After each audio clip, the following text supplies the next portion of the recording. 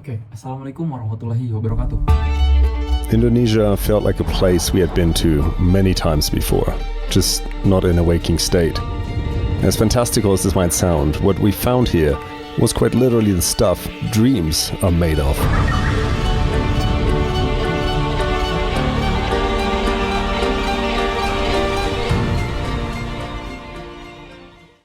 Perkenalkan, saya Agung Surya Karmayana, NIM saya 245111058. Jadi di sini saya akan membuat video yang isinya tuh tentang menjelaskan 4 poin. Yang pertama itu adalah penjelasan mengenai histori daerah, serta mengapa daerah yang kita pilih sebelumnya berpotensi terhadap bencana. Yang kedua, kronologi bencana. Yang ketiga, dampak pasca bencana. Dan yang keempat itu adalah upaya pencegahan atau bagaimana cara meminimalisir dampak bencana di lokasi daerah yang kita pilih. Oke, jadi di sini saya akan memilih daerahnya itu adalah Yogyakarta. Bencananya gempa pada tanggal 27 Mei 2006 Yogyakarta. Menurut saya ini adalah fenomena alam yang sangat ikonik untuk Yogyakarta karena di sini banyak dampak negatif yang merugikan dan juga banyak dampak-dampak yang positif untuk alamnya itu sendiri atau disebut natural service. Oke, dalam video kali ini saya akan menjelaskan 4 poin tersebut. Saya memilih Yogyakarta sebagai tempat atau daerah yang terjadi bencana tersebut. Poin pertama, penjelasan mengenai histori daerah Yogyakarta. Jadi, kota Yogyakarta ini adalah kota yang padat penduduknya dengan pegunungan di sekitarnya. Tentu banyaknya gunung aktif di daerah sekitar kita ataupun daerah yang dekat dengan kita. Gunung aktif itu berpotensi memicu pada terjadinya gempa. Dan juga Yogyakarta ini termasuk ke dalam kategori kota yang banyak perumahan tua.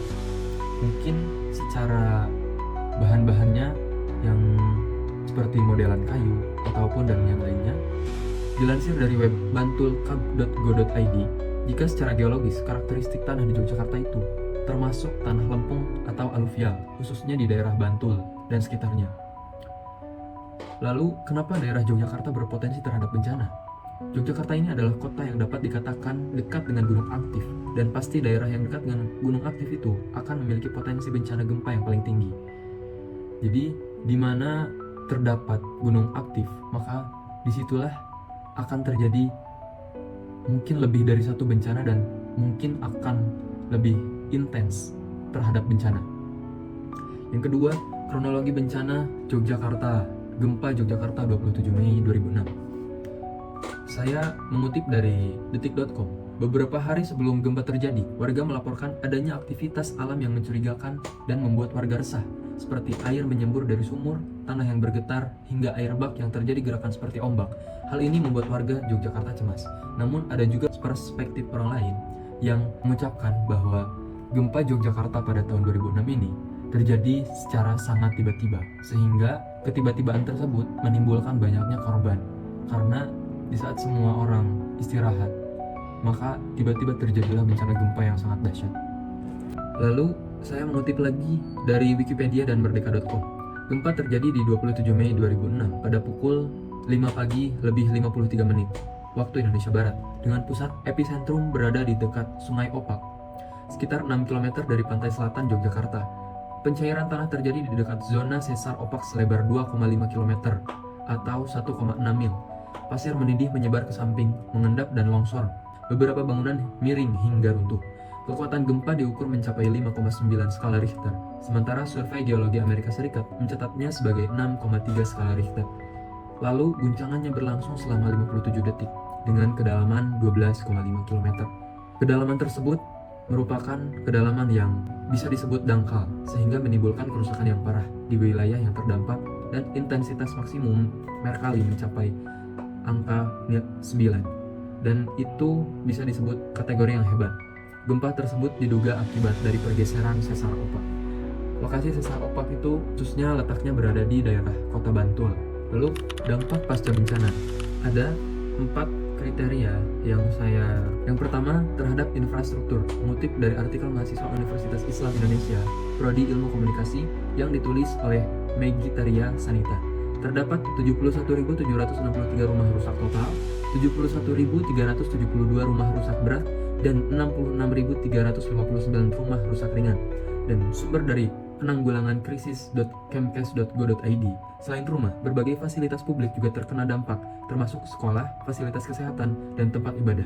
Data menunjukkan bahwa banyak sekolah mengalami kerusakan dengan 1.475 bangunan sekolah dasar dan 252 bangunan sekolah menengah rusak. Yang kedua, kerugian terhadap ekonomi.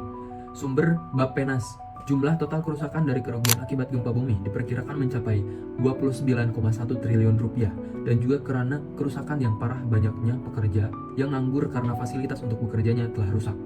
Yang ketiga, terhadap sosial.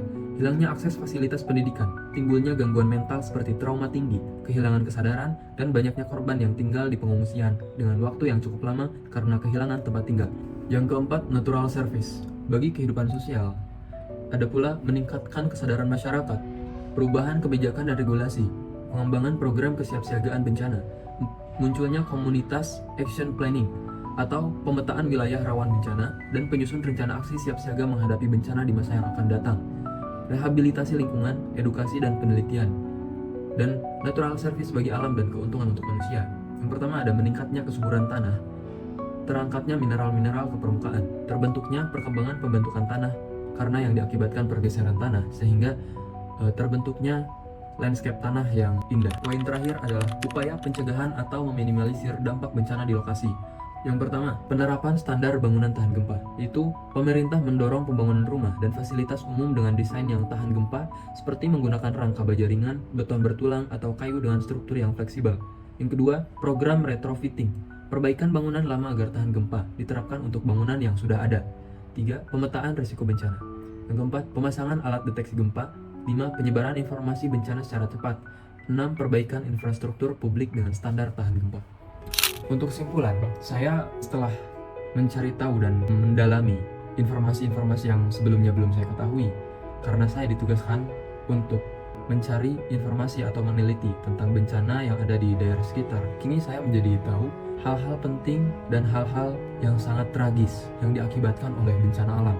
Maka dari itu, harap waspada terhadap bencana alam, karena kita tidak tahu kapan bencana akan terjadi, dan kita baik-baiklah terhadap alam. Jika kita sudah mengotori atau menyakiti alam oleh manusia, maka alam itu sendiri akan memberikan efeknya langsung terhadap kita, seperti karma yang alam berikan kepada manusia.